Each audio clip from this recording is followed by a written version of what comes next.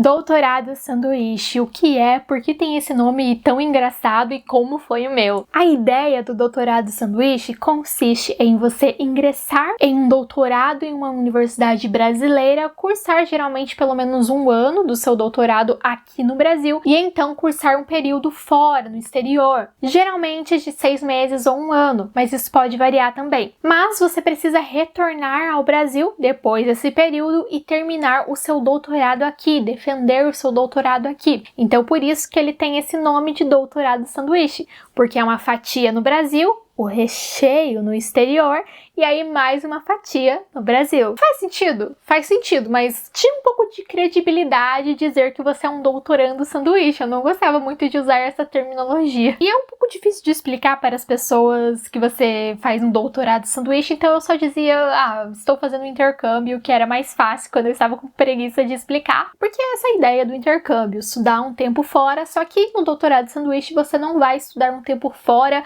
para estudar inglês, como a galera faz nos intercâmbios mais comuns. Não, você vai estudar fora, em alguma universidade, o seu tema de pesquisa ou algo relacionado à sua pesquisa. Por isso, você precisa encontrar um supervisor no exterior, uma universidade no exterior que te aceite, até porque a carta de aceite é um critério da seleção de doutorado sanduíche. Eu já tenho outros vídeos aqui no canal explicando um pouco mais sobre o passo a passo da minha seleção e isso é muito importante. Minha seleção, por quê? Porque a da minha universidade pode ser diferente da seleção da universidade que você estuda. Então, por isso é muito interessante você ler o edital da sua universidade. Eu estudo na Universidade Federal do Paraná.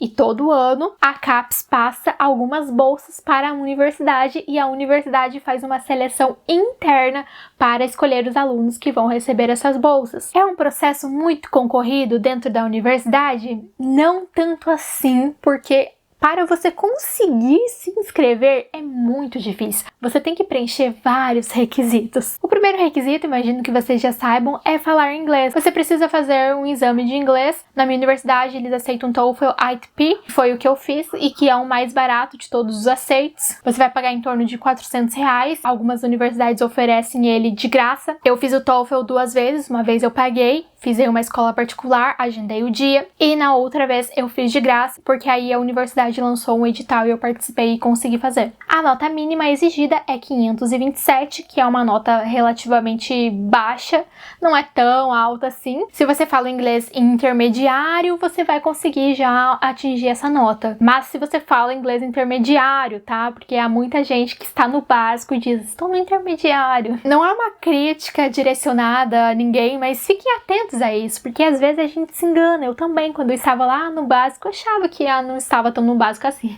Para mim não foi difícil, não precisei fazer assim vários cursinhos preparatórios, nem nada disso. Eu realmente fiz alguns simulados só para entender a estrutura da prova. Fui lá, fiz a prova e atingi uma nota bem acima daquela que era a mínima, mas eu sou formada em letras, em inglês, leio bastante inglês, vejo séries, escuto música em inglês, e aí se o inglês não está no seu dia a dia, provavelmente você vai enfrentar um pouco mais de dificuldade. Também já há vídeo aqui no canal falando mais sobre o TOEFL, então se vocês têm dúvidas sobre isso, confiram o link ali embaixo. Você precisa também de um projeto, e aí vem a parte que eu acho que é a mais difícil, que é achar o supervisor no exterior, porque na minha universidade, o aluno que precisa fazer essa parte de achar a universidade, achar o supervisor, conseguir toda a documentação, em muitas universidades já há ali um convênio no programa de pós-graduação com alguma universidade do exterior, e aí fica muito mais fácil para o aluno ir. Inclusive, muitas universidades no exterior não são de graça, a maioria delas vai cobrar uma taxa de vocês. É mais comum que eles cobrem por term, que engloba ali 3 meses geralmente, mas se a universidade for parceira, geralmente não cobram nada, então é muito mais fácil quando a universidade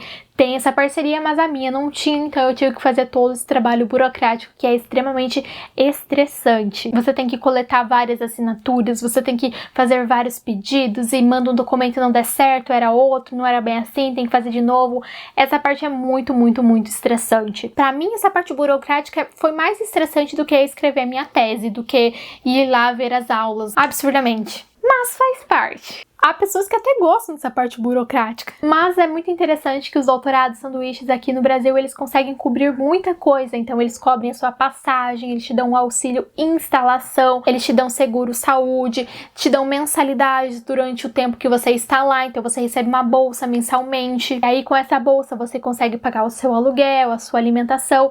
Claro, dependendo da cidade em que você está, o orçamento vai ficar um pouco apertado, um pouco menos, mas a CAPES também tem ali um adicional que eles pagam um pouquinho a mais para quem está em cidades muito caras. Por exemplo, Londres é uma cidade muito cara dentro do Reino Unido. Há cidades no Reino Unido que são bem mais baratas, que você tem metade do custo de vida de Londres. Então não é justo realmente que um aluno de Londres receba a mesma coisa que um aluno que vai para o interior da Inglaterra. Então há um adicional para algumas cidades. Aí você também precisa ver se a cidade que você deseja está na lista. Meu doutorado de sanduíche foi muito rico para mim, não só pelo currículo, mas principalmente pela questão da experiência, da formação, da cultura, de saber, de aprender mais. Eu estudei na Universidade de Oxford, já falei muito dela por aqui, inclusive eu acho que o pessoal do Instagram não aguenta mais eu falar de Oxford, mas é que até hoje não caiu a ficha que eu fui para Oxford. Sabe quando o Harry Potter recebeu aquela cartinha lá de Hogwarts? Foi mais ou menos a mesma sensação.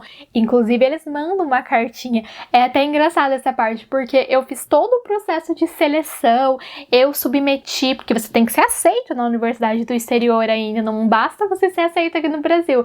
E aí eu mandei carta de motivação, mandei todo o meu histórico desde a graduação. Então sim, notas importam, sim. E aí no fim, depois que eu passei, eles me mandam uma carta me convidando a estudar lá. Foi uma experiência que eu não tenho como descrever, ela é rica em todos os aspectos. É claro que de início eu fiquei bastante assustada, eu fui para um país no exterior pela primeira vez, já fui para morar por 6 meses, mas aos poucos você vai se acostumando, você vai entendendo melhor o funcionamento do local e vale muito a pena a experiência. No meu caso, a bolsa conseguiu cobrir muito bem os meus gastos. Oxford é uma cidade bem cara, mas não é tão cara quanto Londres. Como eu já estava lá na Inglaterra, que é a cidade de muitos escritores famosos, eu queria conhecer museus, casas dos escritores, comprar livros em inglês, e lá eu consegui comprar grandes clássicos da literatura por um preço mais baixo, então eu desembolsei um pouco do meu dinheiro, meu mesmo e não da bolsa, para esses tipos de atividade, ir ao teatro, fazer alguns passeios ali pela cidade, pelo país, mas no sentido de gastos com a universidade, a bolsa cobriu bem.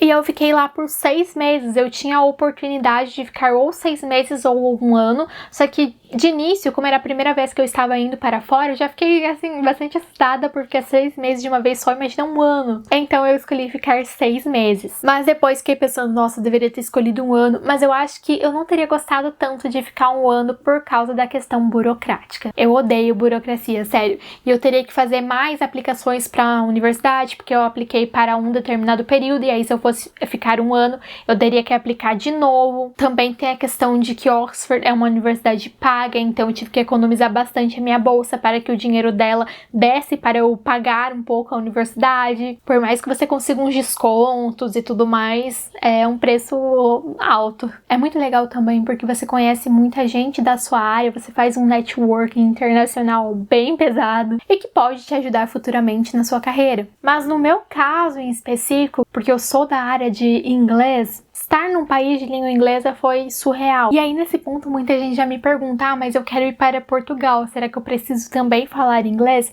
Depende da sua universidade. A minha universidade, mesmo que os alunos queiram ir para Portugal, na seleção interna eles exigem o inglês, exigem o teste de proficiência.